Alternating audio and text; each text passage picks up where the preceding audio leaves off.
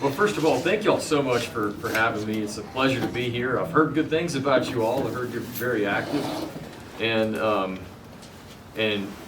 thanks for what you all do.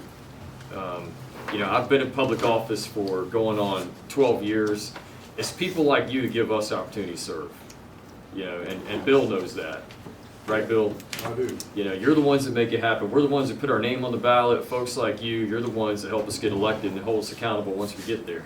Absolutely. So, right. So I'm a veterans advocate, just so you know. Yeah, me too. Me too. And so are we in the General Assembly. And someone just a moment ago was asking about this bracelet I wear. I'm not a veteran. I didn't serve, but I want to show my appreciation for those who did serve and do serve. And so I wear this that has all the branches of military on it and the first responders. And Bill, we've done some things down in Raleigh to support our veterans, and we'll continue to do that. So why am I here? Why did I drive almost, not quite 4 hours to be with you all? The reason is because I'm running for Labor Commissioner. Before I get to that, I'll tell you briefly just a little bit about myself. So I was born and raised in Guilford County. Anybody know where that is? Yes. The Greensboro area. So I was born and raised there, and I now live in a small town called Whitsett, just outside of Greensboro. If you look at a map of North Carolina, it's really close to Elon, close to Burlington and that area.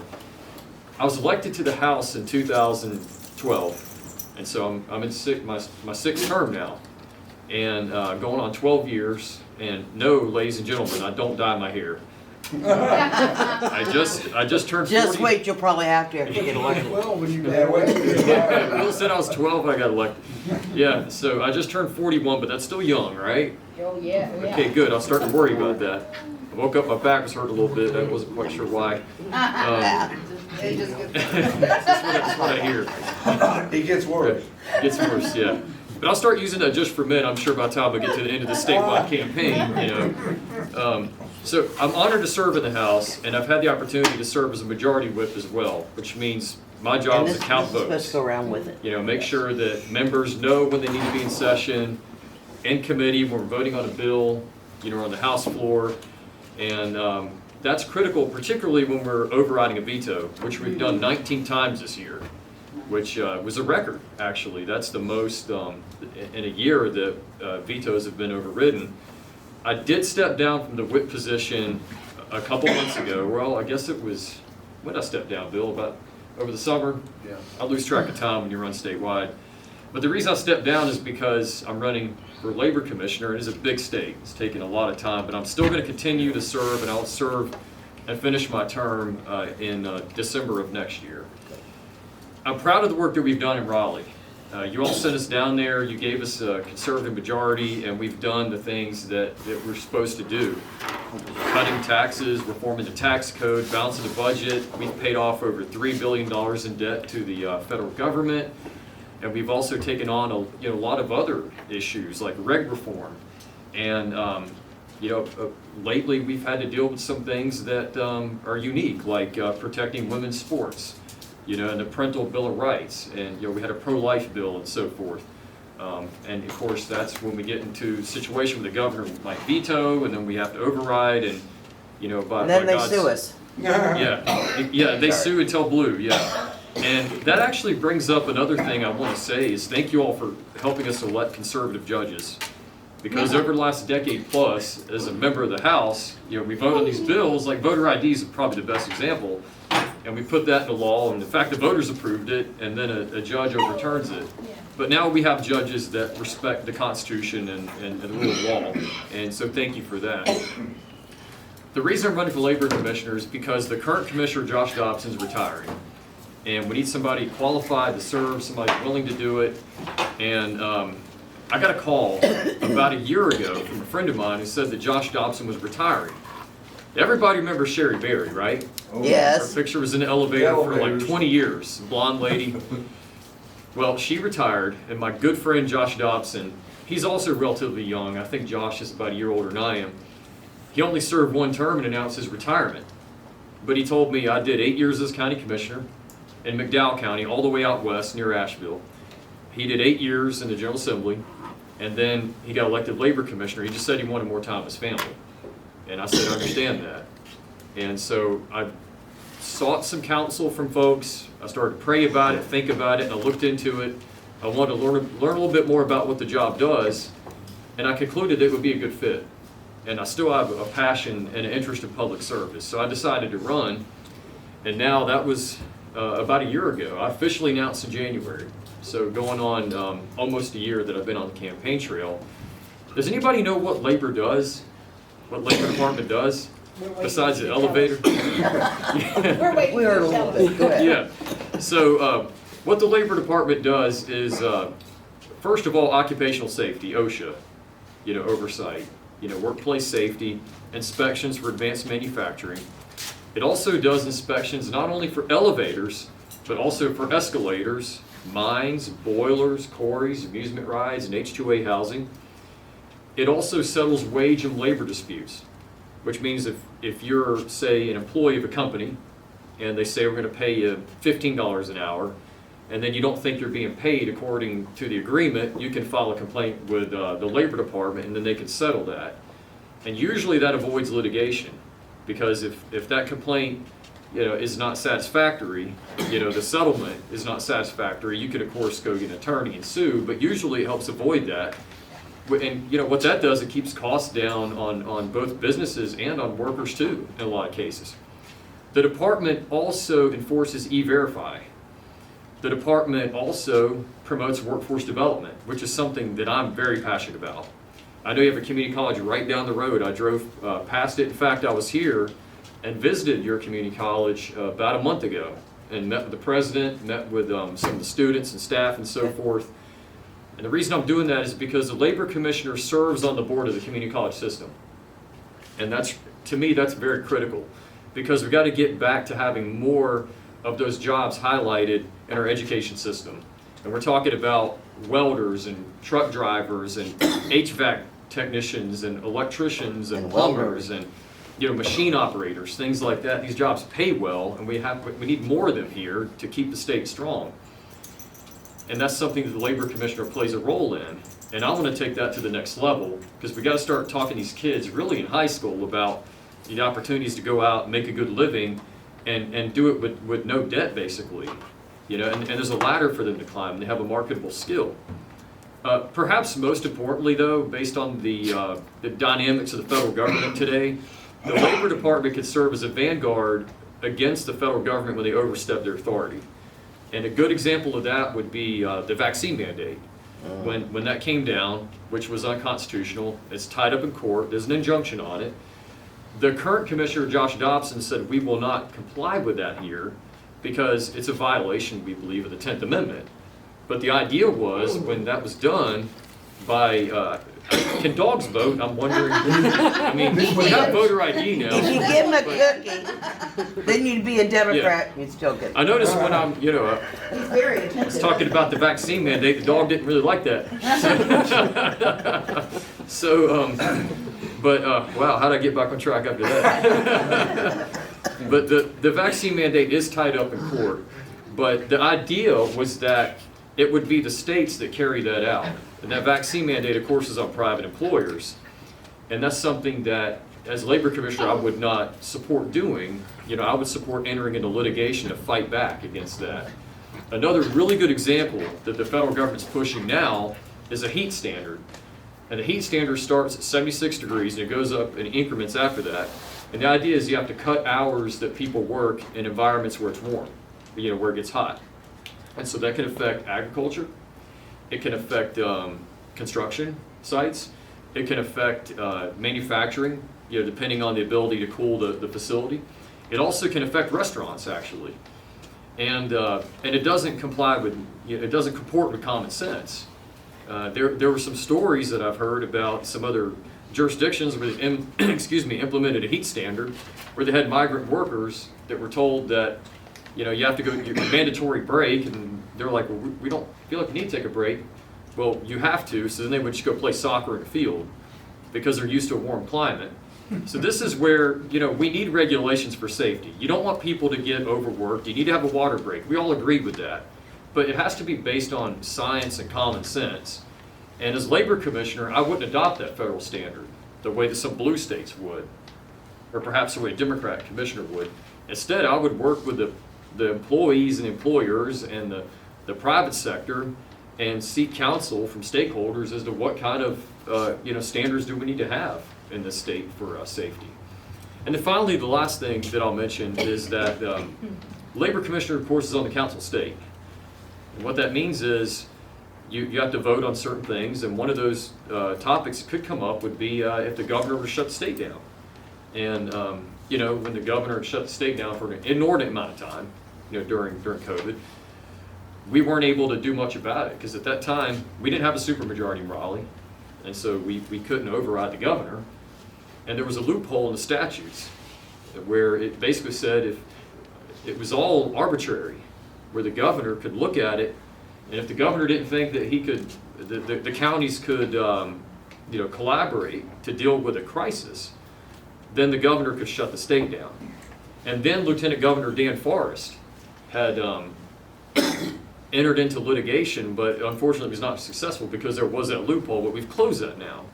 So if the governor seeks to shut the state down, and hopefully this won't happen, like I'm hoping we'll elect a Republican governor, but let's just say for some reason it didn't happen, we need to have those checks and balances, because I personally think it's a mistake to close businesses as long as we did, and certainly to close schools as long as we did, because that learning loss is real.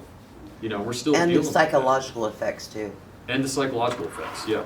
It's real. Mental health is more of an issue now than it was before, especially among the younger demographic. And so let me say this too. So I think my legislative experience is important, but I believe my private sector experience is more important. So I've worked in the private sector for over 20 years. My family owns a mortgage company, and we've been in that business for over 30 years. We've seen a lot of ups and downs in the economy and the interest rates. Of course, the rates are up now, but also I work in real estate, and I've done investments in real estate. I've been involved in residential development. I've been on construction sites, and I know the importance of meeting the bottom line, right? And so I learned at a young age that it made sense to be conservative because both my mom and dad are business owners. Dog agrees with that too. So I know I got at least one vote out of here tonight. Got one vote. I got one vote. But my mom and dad are both entrepreneurs, so they're both college dropouts.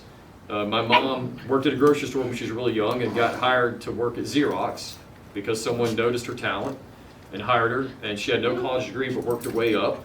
And then she left around the time I was born, and I was born in 1982. So I think about 83, 84, she got her license to be a general contractor. And so she started doing that.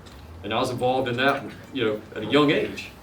And then my dad, does anybody remember First Union Bank? Oh, yeah. So my dad went to work there, no college degree, but he had a work ethic.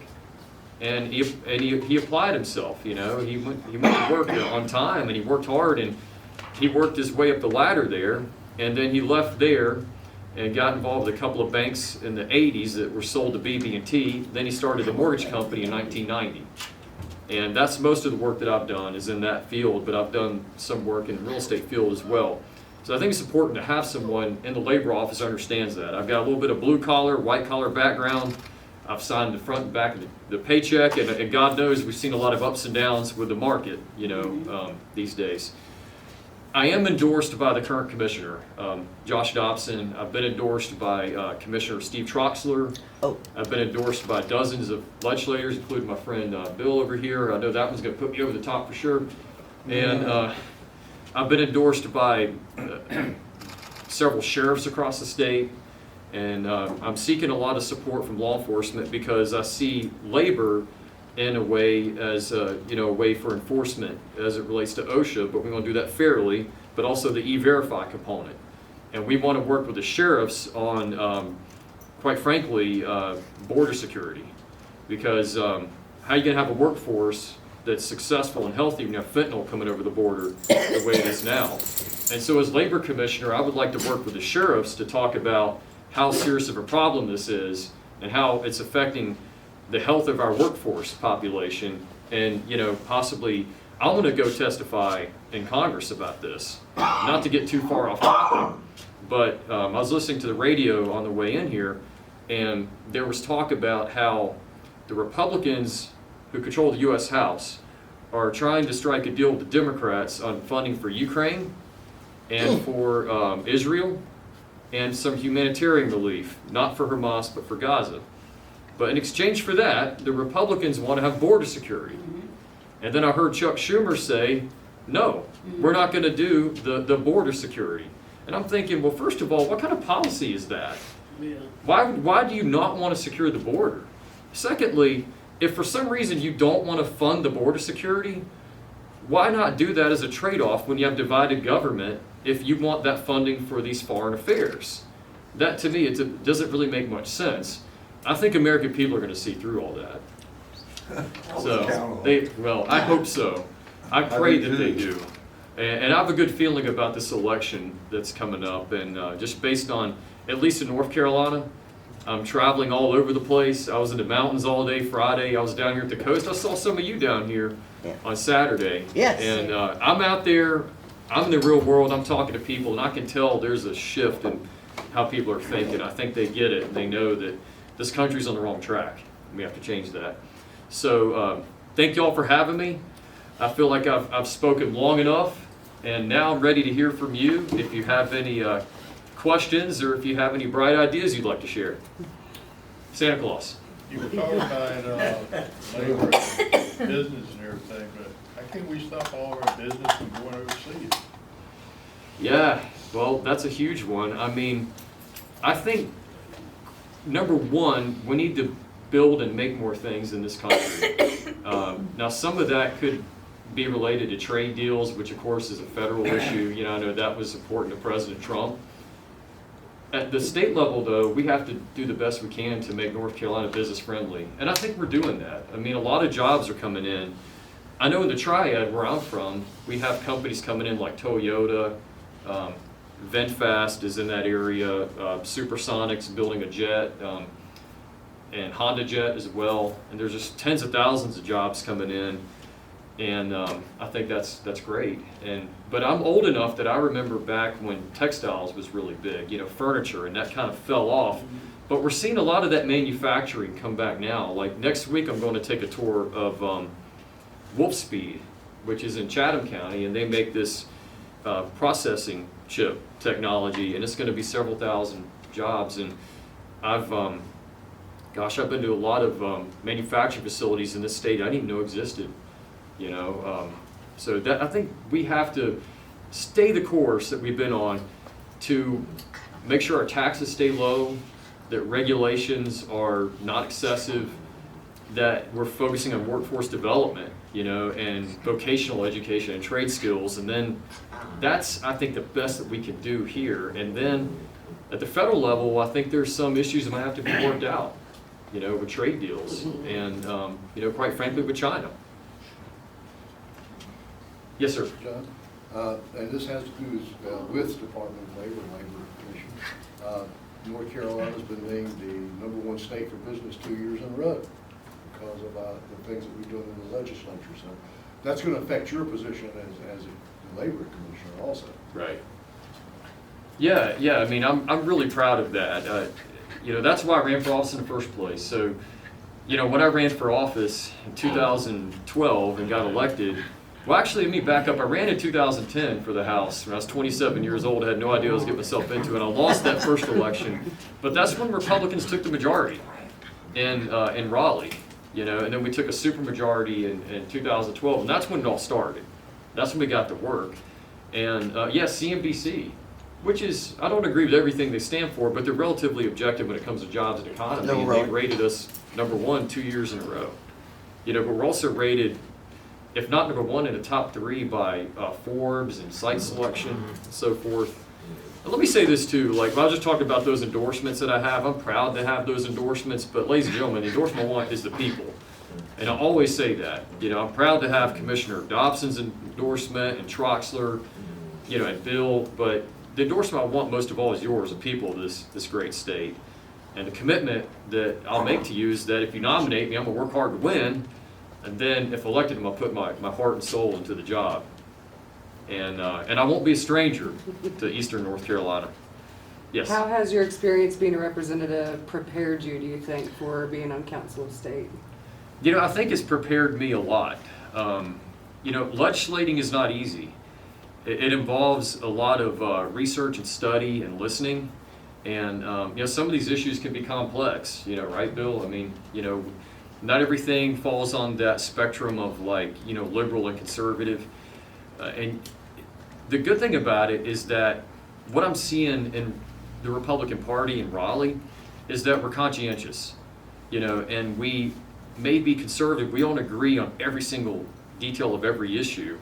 And therefore, there's a Bible verse that says iron sharpens iron, and I kind of see it that way. That's how the legislative process works. And I think learning how to do that has helped to develop my character. But in addition to that, as labor commissioner, we're funded by the General Assembly, right, and the taxpayers. And the laws that the General Assembly pass affect us. And so let's say one of you contacts the Labor Department, or we talk and you speak to me about an idea related to, let's say, occupational safety or some funding issue, I then could go talk to the General Assembly about that. And I know how the General Assembly works. And also understand how Congress works as well, if they work at all. So, There you go. Just kind of understanding how all that works, I think problem solving, right? Collaborating, communicating, problem solving, those are skills I've been able to develop in that position. Are there any systems that you use in the House that you think you'll also continue to use on the Council of State? Is there things in place Spam.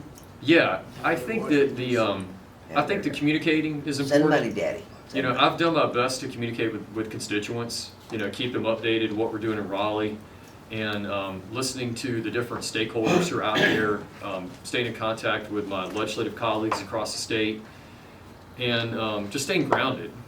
You can't, someone said you have to have an ego to be in politics. I don't know how. I've been in politics. I don't have an ego anymore. I've been in politics too long. All you gotta do is look at my Twitter feed, and you see a lot of not so nice comments on there. But I think that the most important thing is just staying grounded and problem solving, and then also understanding the value of a dollar in the private sector, because again, all the money that flows into our coffers in Raleigh, it comes from you all. The government doesn't create wealth, only the private sector can do that. I think remembering that, and on construction sites, I've dealt with safety issues of workers' comp, but then you got to meet the bottom line. You got inspections due, right? And then you can't start the next phase until that inspection's done.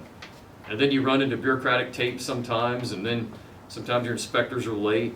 So I think government needs to be efficient, and I think government has to focus more on its legitimate purpose. I think that's our philosophy, as conservatives and as a Republican Party. But again, that's a great question. I appreciate you asking that, because the Labor Department is unique. You need to have somebody who understands the private sector and also understands how laws are made and how to collaborate. Let me say this as well. The likely Democrat nominee in this race is Braxton Winston. Does that name ring a bell? Yeah. You know who that is? So Braxton Winston's on the Charlotte City Council, and he's very radical. So he's the only Democrat in the race for labor commissioner now, and he's likely to be the nominee.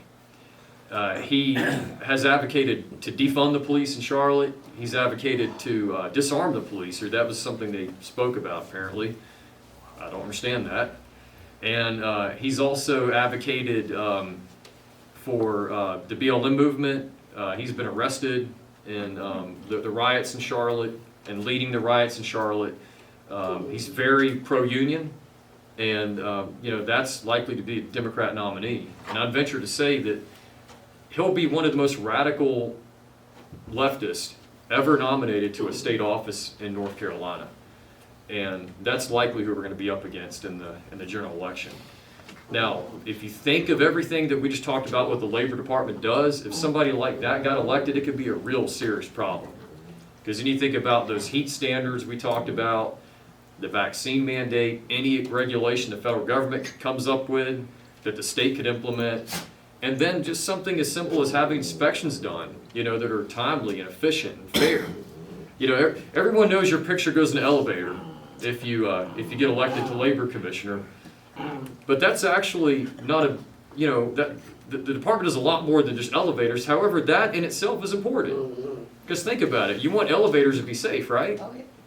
And if an elevator gets shut down, think about what that could do to a business. Think about what that would do, say, like for a hospital, if the elevator's not working, right? So that's actually really important. And folks, the labor shortages hit the private sectors, hit the public sector too. So the Labor Department has about a $50 million budget and approximately 380 employees, but they're down about 40 employees right now. And so they don't have enough. Now we're hoping the raises we had in the state budget bill was gonna help with that. But still, getting enough inspectors to go out to make sure that those elevators are safe. Also, too, do you remember the ride at Carowinds that was in the news that had I see somebody nod their head, where it was a roller coaster ride, and basically one of the pylons had broken and was moving, like it was about to collapse. And luckily, somebody saw that on film, and they stopped it, they shut it down. But the Labor Department had to go out there and investigate that and determine what went wrong, number one. Number two, how do you prevent it from happening again? And now they're developing an action plan, and how to do that. Labor Department, you have a fair out here, you have any county fairs, regional fairs.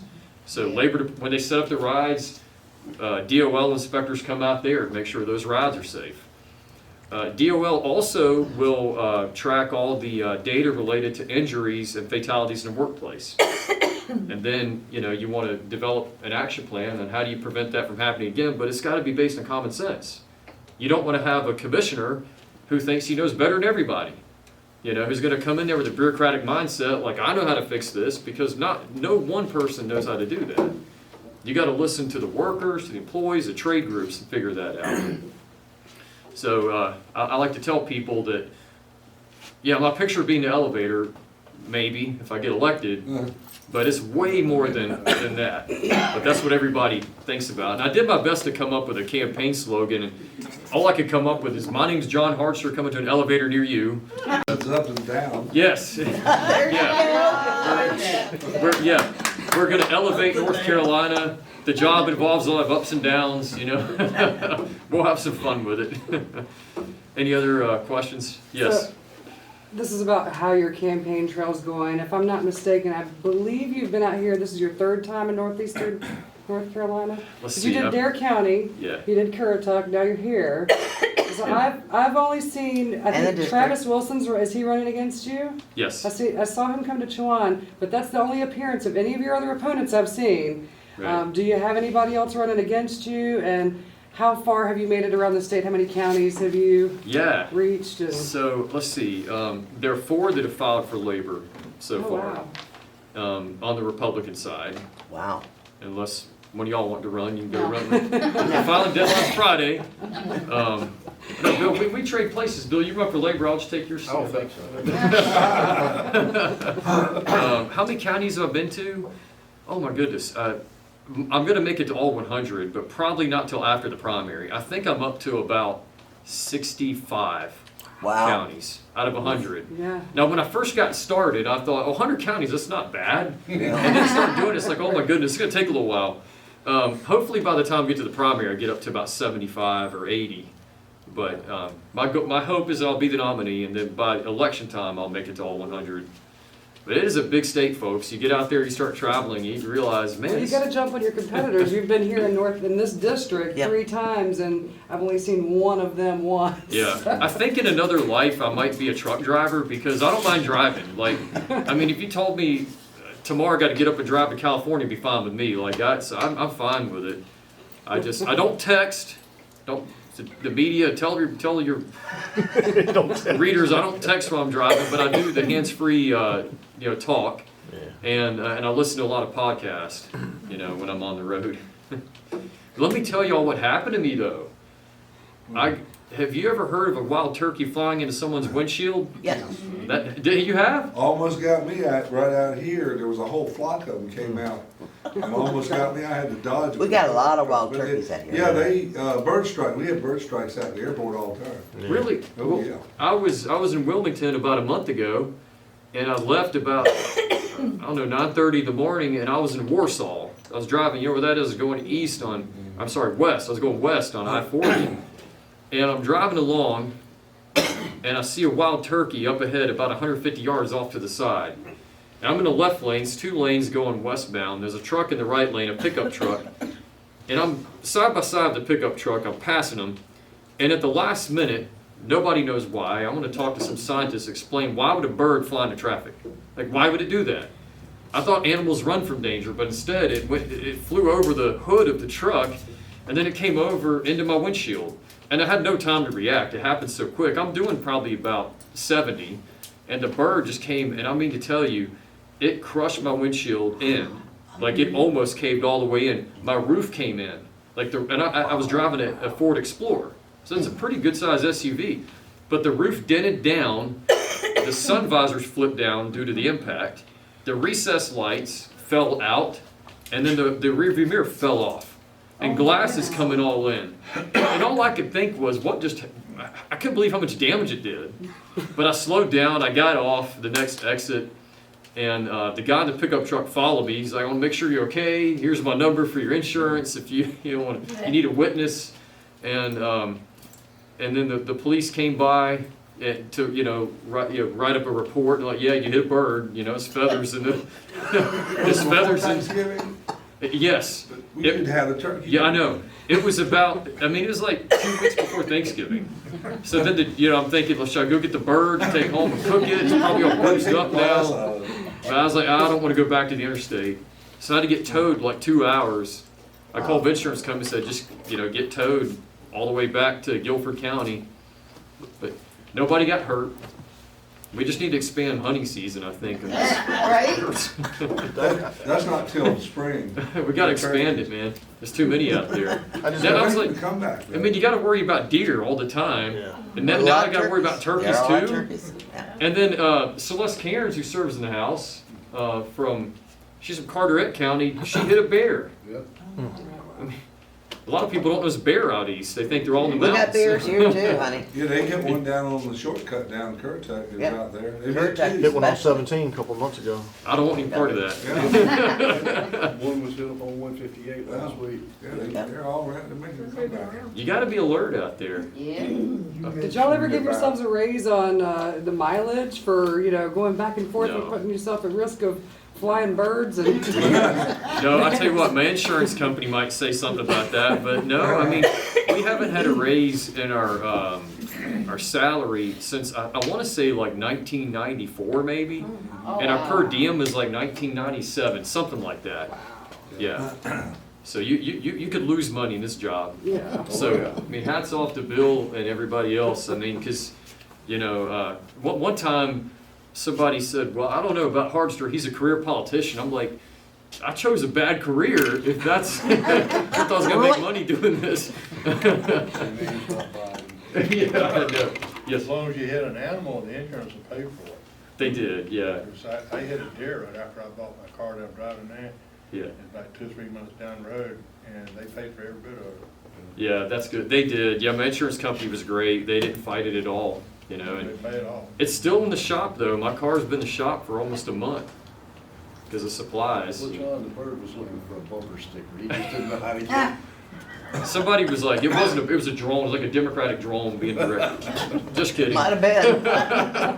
Yes, sir. You mentioned the heat-related work hours, and that falls under your aegis, right? Yes. And ordinarily, isn't agriculture treated separately as far as labor is concerned? In a lot of ways it is. Yeah. Some of the statutes are federal. There's some state statutes related to agriculture, but there's a lot of cross correlation between labor and agriculture. One example would be the heat standard, because that's so broad that according to the federal government, the heat standard they're currently promoting would apply to agriculture as well. So they didn't carve it out. They're recommending it apply to any type of situation where workers can be subjected to heat. Which as labor commissioner, I take that seriously. You know, I don't want workers to be overheated, right? We need to have water breaks, but we need to develop a plan that makes sense for North Carolina. Yes. But because that's so broad, it does pertain to agriculture. I know it's something that Steve Troxler is very concerned about. But that's a good question. And yeah, so but there are some statutes that are specific to agriculture. Yes, ma'am. Speaking of the border crisis, and the amount of children that are being Oh my God. sold for labor and sex trafficking, some of the worst labor issues that we've had in 100 years. Are you aware of any of those issues in North Carolina? Now, expand on that a little bit, the Okay. issues there. So, Exciting. with the border crisis, they've got about 85,000 kids that they ran through the system, and then they put them out there, and it's known that they're using them for labor. Okay. Child labor, you mean? Yes, Sexual child trafficking. labor and sexual Oh, yeah. trafficking. And trafficking. And I'm just curious if you're aware if we're having any of those child labor issues in North Carolina. Not that I'm aware of, but I wouldn't be surprised if there are. Because a lot of those are done under the table, right? Yeah. Like they're illegal. It's not legal to do that. But I mean, look, if we have fentanyl come across the border and trafficking, I'm certain that is happening. I You just know. didn't know if you were aware of any. Yeah. And the second question But is. that complaint, I'm sorry to interrupt, but that would come to labor Yeah. department, But that's why I was talking about the sheriffs earlier, because again, like, it's a threat, when you have, things like that happening, people can be victimized. Yeah. People who live in this country can be victimized by traffickers coming across the border, and the drugs and everything like that. So, And so, what do you think our two greatest challenges are in North Carolina? Specifically North Carolina, that's kind of top on your radar? broadly or for the labor department? Just broadly, for Broadly? anything you may cover. Yeah. So I think I could mention several. I'll tell you what comes to mind for me. One of those, of course, is inflation, and the cost of living, and that's hurting people. And hopefully, it's easing up a little bit now. But we're going to need to make some changes, I think, at the federal level to help address that. The crisis overseas are concerned, and how those could escalate. Border security is a big one, as we discussed. Just coming in. And yeah, so, and then I think did you pass that over there? Did that go Everybody around? sign I it? can't miss anybody. Did everybody sign? I'm gonna keep everybody. Did y'all There you sign? go. I shut up now. But yeah, and then I think the other one too. So I would say border security, inflation, the economy, workforce is dropping off, and it's dropped off since COVID, and that as a candidate for labor commissioner is concerning. Right. And I think getting more people back into the workforce is going to be important. I think that, again, as labor commissioner, I want to take the model they have currently and enhance it to really promote trade skills and vocational education. I think it's the best we can do for the state, to bring more jobs And for in. kids. Yeah, and talk to the kids like in middle school, high school about that. Well, one of our issues here is we have a low graduation rate compared to the rest of North Carolina. So that's one thing we really got to get a handle on, is how are we going to improve our graduation Right. rate. And then the other thing that, for our area in particular, is we have one of the highest percentage of poverty in our area compared to the rest of North Carolina. And you may know the numbers a little bit better than I do, but for our area, we have 35% of our population live at or below poverty. And I believe, if my memory is correct, across North Carolina, the average is maybe 8 to 11, maybe 13%. So we're really challenged here with poverty, low graduation rates, and we talk about inflation and the impact it has. And I'm not so sure what it is that your job could do to help us combat some of that. I know we've got a lot of kids that go home and don't have supper. And in our school here, we got our first school, P.W. Moore, that's done a collaboration with the state to provide a meal, a supper meal, so that families and the kids can come out and actually eat supper, because they're really concerned about the number of kids that don't go home from school and get supper. Yeah, yeah. Well, I totally understand that, and I'm seeing that around the state. So there's good news and bad news. The good news is there's a lot of jobs coming in North Carolina. The bad news is it's not. That's right. It's not going everywhere. Well, We're not getting them. We Yeah. do have 2 or 3, maybe 4 really good prospects that are looking here. They want to come. They're going to create a lot of new jobs. And just, I can't call the names yet and say anything about it, but we're very excited that we do have businesses, corporate, large businesses that are looking at this area and that want to come here. And Who has to approve those businesses coming here? well, sometimes depending on who they are and what other agencies or the red tape with getting approved. You know, it's Probably county mostly, if you're in the county. Yeah, it could be zoning It's- type it's- things, Bill? but I'm seeing this around the state. Legislative. The jobs are not going everywhere. You know, a lot of them have gone into the Triangle, the Triad, you know, to Raleigh, some going into Wilmington, but there's places where there's not a lot of jobs going. And that's what I'm here. Yeah, and so, you know, as labor commissioner, as a statewide elected official, I would like to see jobs go everywhere. One thing that we have thought about, this is actually part of our campaign platform, is we would create a workforce development panel broken up into regions across the state. We'd have eastern, western, and central North Carolina, and we'd appoint people that, you know, are in the private sector, maybe some educators, you know, maybe some public safety officials, just a mix of individuals to serve on these panels that can give us feedback, that then we could package that up and take it to the General Assembly. General Assembly plays a big role in economic development, so does your county. You know, your Chamber of Commerce, your county officials. I think some of the things we're doing at the state level that might help with that is infrastructure investment, like, you know, water and sewer grants. Broadband is a big one. There's a lot of money for broadband that we're putting out there. You know, rail line, ports, you know, that. So I think that is a very important part of it, is the General Assembly's efforts. And you've got to have local, you know, economic developers in the county that are working on that. It's not easy, right? It's not always fair, because, like, where I'm from, we have I-40 and I-85 like this, right? And we have the 3rd largest airport in the state, and we have a lot of jobs coming in.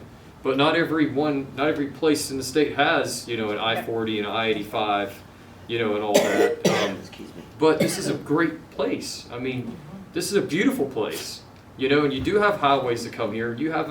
And there's an ocean not too far away, you know, and you have a lot of areas that's nautical around here, and quality of life, and the cost of living is not too high. There's a lot of really good things. Again, not to sound like a broken record, but I would lean on the community college system quite a bit. Yeah. To you know, because companies are going to look at the workforce, right? They want workers that are talented, and Bill, we probably need to talk about this. Like, what can the General Assembly do to partner with your local economic developers to come up with ideas on, you know, how to make that happen? When you have students graduating from these colleges and there's no jobs here, they're gonna leave this kind of area. That's Yeah. what's happening. So we don't have enough work for them to stay here. Yeah, So we need work here, yeah, so that we can keep our young people here. absolutely, yeah, because you don't want to educate them and have them leave. You No, want, And that's what they're doing. yeah, yeah, yes, ma'am. Well, and part of the issue is too, is we have a lot of lower end jobs, like starter jobs, 7-Eleven, Walmart, stuff like that. Kids don't wanna work. Right. You know, they get hired, they get their first paycheck, they quit. It's common. I hate to say it, but folks, it's true. That is absolutely true. Because as I travel the state and I meet with businesses, without fail, the #1 issue to them is workforce. Yep. You know, having people that are reliable, that come to work, And they're not. But the business has got to be able to offer these people that's working there an incentive Yeah. to stay there. They've got, these businesses are, they Yeah. have to do that. And there's a lot of really good people in our workforce, but there's also, I've seen a tangible decline in the amount of people that want to work. I've seen Work that. ethic, Yeah, and that, you know, I mean, look at, if you talk to restaurants, even some of the manufacturing facilities I've been to, they tell me like getting employees and keeping them is hard, even if we pay them well. So that's more of a cultural issue, I think. It but- is, because they have learned that I don't wanna have to go to work and actually do something. Yeah, and then here's the thing, like with work, if you want to get here, you start and you work your way up, right? I mean, that's how a lot of things It's in a life lesson we are. have not taught like in a long time. Yeah, and we have to find a way to inculcate that in our education system. Because education, remember, it's not all about, you know, reading, writing, arithmetic, all that's really important. It's also character development, you know, and developing a work ethic. You know, I'm blessed that, you know, I grew up in a family where I learned that. And there was more of that in school. We're not doing enough of that in school now, I don't think. You know, home ec, we're not teaching financial literacy the way we should. You know, those basics and just, you know, character development is critical.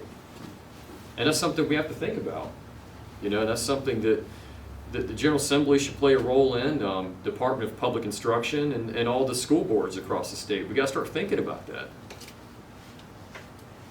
There's a lot of good things going on in North Carolina now. Yeah, well, you got into all the weeds with all Yeah. this, thank you.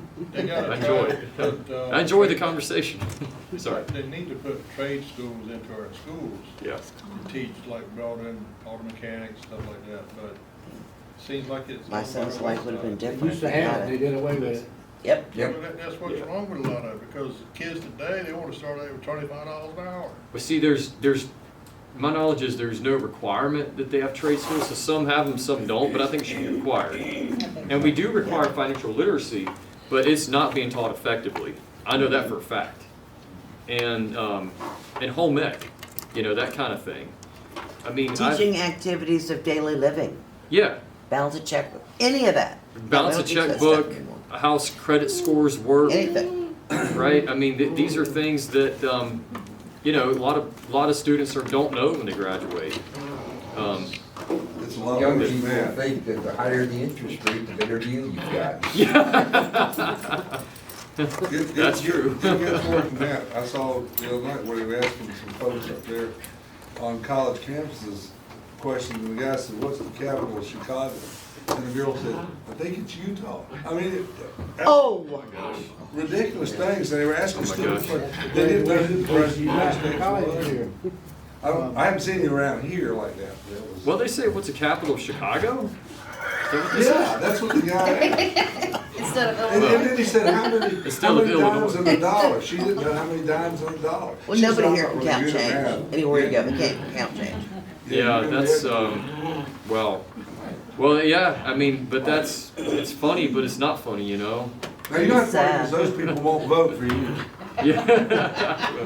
They'll vote for somebody else. Yeah, If they voted off. Yeah. they vote, yeah, right, You know, yeah. on Fox News, Jesse Waters, sometimes he'll send the guy out on the streets and all, and ask people Oh, yeah. from New York who such and such is and Yeah. all. Show them a picture. They don't show them a picture and don't Had even. no idea. Oh, yeah, no I've idea seen who that. they are. Asking when was such and such a war was, no, they don't know either. They don't know nothing. Yeah, it's entertaining and also kind of scary at the same Yes. time. I've watched that show before. And before we're done tonight, thank y'all for supporting Bill. He's been great. He's a really good, solid legislator, works hard, and he's gonna I have keep an a, eye on his record. yeah. I know you are. We'll help you get elected, but we're gonna be watching you, just remember that. He's a You good one. cannot escape from it. We keep an eye on your record. Yeah, I like Bill a lot, and he's gonna have a tough race. I mean, Howard back in you here. know, yeah, but you'll win. You know, I believe you're going to, and you got my support, whatever I can do to I help. don't know if we'll win, but we're damn sure gonna do the work to try to win. That's all you can do. Yeah. Well, we're glad you're there. Thank you. So, any other questions or any other ideas you want to share? I got one. Yeah. I'm concerned about this illegal immigrants coming in, because they're not just Latin American people anymore. You've got military age Chinese people coming in. Communists. And you've got. Military age. You've got, they had, what, 85 people the other day on the terrorist list that came in, and they captured these guys. And that's the ones they know about. So like, in my buddy in the CIA says that they're planning right now Oh, absolutely. to Oh, kill yeah. us, to hurt us. And they're somewhere planning, and the CIA, he doesn't think the CIA is doing a good job finding. Right. But we've got a real concern about these guys coming across the border. Government, the federal government doesn't care. Right. Yeah, yeah, How's sadly, that gonna that's affect true. North Carolina? Are those people gonna come in and get these jobs or We're take already a these? border state. Yeah, We are We're- already. Every place is a border state. state yeah, now. pretty much everywhere's a border state. The yeah, I illegal mean, alien reports that come out every month Yeah, in North Carolina, somewhere between 400 or 500 they can actually track right, are pedophiles, rapists, DUIs. I mean, and that's only the ones they can actually document and tell us. Well, That's the- across the And state, gangs. that Yeah. many. it is, and so the sheriff of Iredell County, I spoke to him He's yesterday. great, he's a great guy. You know who that is? So he was telling me that he just seized, I can't recall the metric of how much fentanyl it was, but it was so much that it would kill like, Oh, yeah. 23 million people. is that what it, yeah. And Yeah. this Yeah, has it happened was over and over. amazing. It's just crazy. I In mean, one trunk. right, and he believes it came across the border. Yeah. I mean, that's crazy. 23 million people. Yeah. Is North Carolina doing anything to keep from selling any of our land to people like China? Yes, Other I'm glad you brought that up. Oh, Yeah, yes. we are. So we have a bill that's, it's already passed the House and it's in the Senate now, and it would prevent China from purchasing land in North Carolina, or Chinese affiliated companies. Which they have already done a lot of. What about businesses? Yes, if they're affiliated with China. Now, there And are, banks. there are some that are already here, like Smithfield is owned by Sure. China, Syngenta, and we had to grandfather them in for constitutional reasons, but what we were able to do is moving forward for any Chinese company or affiliated company, or the Chinese government, they cannot purchase land, they, because what they're doing is they're purchasing a lot of farmland, and I think Yes. tying it up so it hurts our agriculture. Of course it does. They're purchasing real estate, they can do whatever they want with the prices of real estate. And then also, we've noticed that they're looking around military bases. Oh, yeah. That's So. creepy. Yep. Yeah, And they got super spies on their list. Yeah. Excuse me. We know they. yeah. You okay? Yep, I'm Need some fine. water? No, I'm fine. I got one more We- question. Yeah. When you talk about military bases, I get choked. You were Okay. talking about fentanyl. Yeah. How long is it gonna take for that fentanyl to get in our water system? See, that's scary because just a little tiny bit of fentanyl can be deadly. You Yeah. cannot You can't even see. see You the can't, a yeah. deadly Well, dose okay. of Right, you fentanyl. can't even, cannot see it's it. so small you can't even see it. So what worries me aside from, you worry about being attacked militarily. I worry a lot about cyber attacks, and I worry a lot about, that kind of attack. And it is an attack. Yeah, like, 100,000 a year A are chemical dying. attack, yeah. chemical warfare. And it's really Biological. bad right here. yeah, a biological attack is something like, if that was being injected into, the water system, it could be very problematic. And again, it just goes back to, why the border needs to be secure and why we have to be very vigilant about, national security. Can it be detected in the water? That I Until you don't die. know. Somebody's gotta die to get. I don't know. The reason I'm asking that is because the water plant here, do they test for any of that kind of stuff? My understanding is that water plants do testing. I don't know how sophisticated that is, but they do quality testing. Now, are they testing for fentanyl? I'm not exactly sure.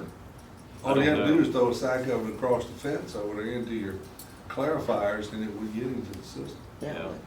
Or where they draw their water source sometimes. Yeah, you never want to get complacent when it comes to national security. Absolutely. I mean, look at what happened to Israel. They didn't see that coming, and they just used didn't. paragliders, and it was a terrorist attack. And what happened here in this country, 9/11, and you got to be vigilant about an attack of that nature, or even biological, or cyber attacks as well. Well, that's what COVID was supposed to be. It got away from them. Yeah. They were experimenting with that. Because they know that virus was not a natural virus. They were working with, and Dr. Fauci knew that. They lied about it, but here's the thing, I was always told it was impractical to do biological warfare because it would come back on you, which is what happened. So they haven't figured out how to immunize the people that put it out. When they do that, we're gonna be in trouble if they ever get there. Right, yeah. I get it. Well, I appreciate y'all having me. It's I been a think we pleasure. dragged you through just pretty much every other issue is about what you. I told you they're great. Yeah, It's a Everybody good, can ask a lot of it's a great questions. conversation. I mean, I enjoy that. That's how I learn. We get fired up. Yeah, well, I've got pens if you want to take them, and Perfect. I've been told that your bumper stickers get you hundreds of votes, and Yep. Especially if on a pickup truck. yeah, absolutely Yeah, on put a it on a pickup Get one truck. extra boat for the truck. Yeah, and the you're the chair, right? Yes. So you get the hammer. You get a hammer. It's just it's high quality. You can drive a nail with that. So All you right. get